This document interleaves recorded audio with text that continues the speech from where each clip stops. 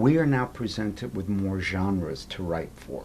There's theatrical, film, there's television, and now there's web series. Sure. Is there a common thread, or is it like three different glasses of colored water? Well, you know, as Shakespeare said, and he was right, the play is the thing. So it all comes down to story. I recently read a book on digital storytelling for new media, and I've worked on a couple of games and things like that.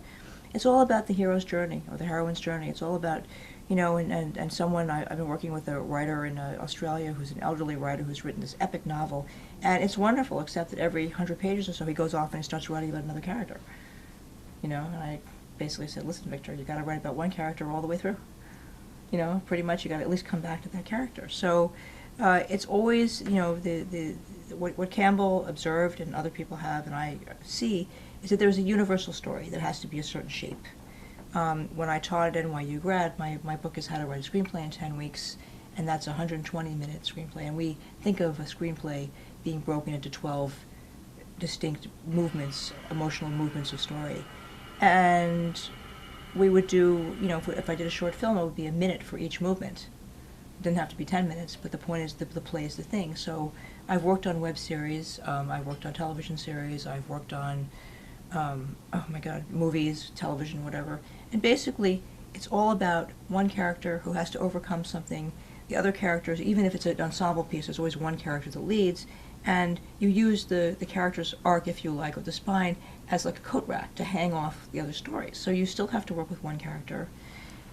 And another important aspect is that you come up with a theme or a premise question, so that, for example, in a full-length movie like The Godfather or The Sopranos, which is a TV show, it's all about, you know, what's more important, yourself or your family, right? And of course, in this case, it's the mob family versus the real family. But in each of these shows, even though they're different lengths and so on and so forth, still dealing with the same issues.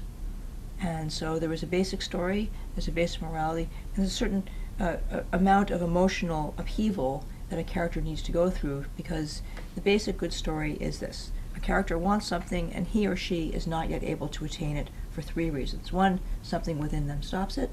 Two, the plot of the movie, they don't have money, they can't get there, or whatever. And three, the sociological images, they want to be, you know, independent and free, but they come from a culture that demands that they have children, that sort of thing. Those three are things that prevent the character from attaining their goal, is what gives us enough momentum to carry a story, whether it's going to be shown in 15-minute increments, hour increments, or as a one-off feature.